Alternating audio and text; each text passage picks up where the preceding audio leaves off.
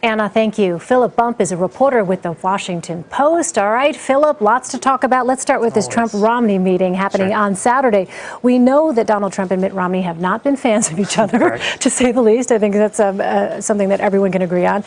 Romney even gave a major speech against Donald Trump in March. Let's play a little of that. Let me put it very plainly. If we Republicans choose Donald Trump as our nominee, the prospects for a safe and prosperous future are greatly diminished. Now, Donald Trump tells us that he is very, very smart. I'm afraid that when it comes to foreign policy, he is very, very not smart. He's playing the members of the American public for suckers. He gets a free ride to the White House, and all we get is a lousy hat. All right, so going from that, realistically, Philip, what kind of role could Mitt Romney possibly have in a Trump administration? I mean, everyone's been wrong about Trump a million times, but I find it very hard to believe that Donald Trump, who, you just saw in the segment before, he values loyalty. He values people who've been with him from the get-go. That is not Mitt Romney. Mitt Romney was, one of the key figures, one of the key people from the Republican establishment who came out and said, you can't vote for this guy.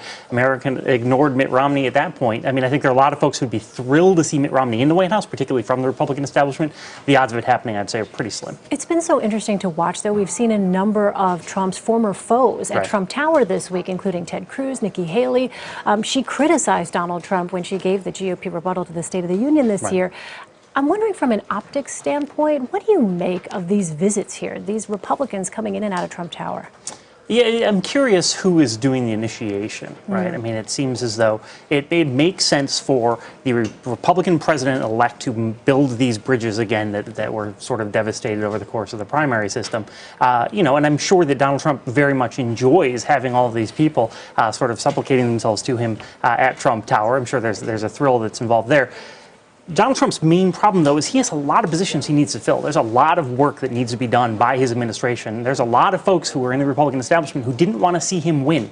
And so it is also beneficial for him to make those relationships stronger because he needs people that will actually stand with him once he's president. Yeah, to be a fly on the wall for some of those meetings. Let's look at a tweet from former Obama advisor David Axelrod that caught our eye. He said, "We hadn't made any major appointments at this point in 2008. I don't remember being criticized for it." You also have Vice President Joe Biden downplaying any delays when it comes to the transition. What do you make of that? These Democrats basically saying, when you look at history, they're actually not that far behind. They're absolutely right. I actually looked at this afternoon. Out of the 70 appointments that were made since Reagan for new presidents coming into office, only 2 of them had been made by this point in November. It's much more common to come in the middle of December, late December, and that's because it takes time. It takes time to vet these folks. It takes time to make sure that you're going to have folks in your cabinet that you can work with effectively.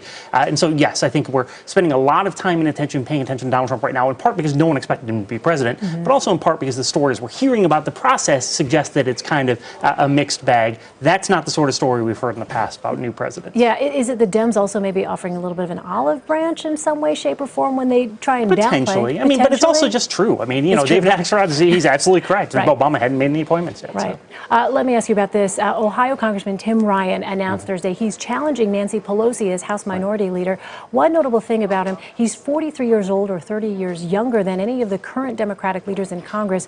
What role, if any, do you think that age gap might play in the party's future here? Because, of course, during the primaries, you and I talked a lot about Bernie Sanders exciting millennials, exciting young people. The future of the party is something that we heard Senator Sanders talk about a lot. So what do you make of that? I mean, I think that the age thing is interesting, but I think the far more interesting thing here is that Nancy Pelosi is a San Francisco liberal Democrat, and Ryan is a guy from the Mahoning Valley and up in Northeast Ohio, where I went to high school. He is a Rust Belt blue-collar guy who is the sort of guy that Hillary Clinton wishes she spent a lot more time talking to over the course of the campaign. So it really pits right at this moment, and obviously Ryan is very well aware of this, it pits the two sides of the Democratic Party against each other, the sort of traditional San Francisco Pelosi side versus the whatever happened to us Rust Belt Democrat side. And it's going to be an interesting fight to watch from that perspective, if nothing else. All right, Philip Bump, you're from the Rust Belt. I didn't know that. Well, I'm from Rochester, New York, but I went to high school in Ohio. Oh, you went to high school in Ohio. Got it. All right. Philip, thank you so much. Sure.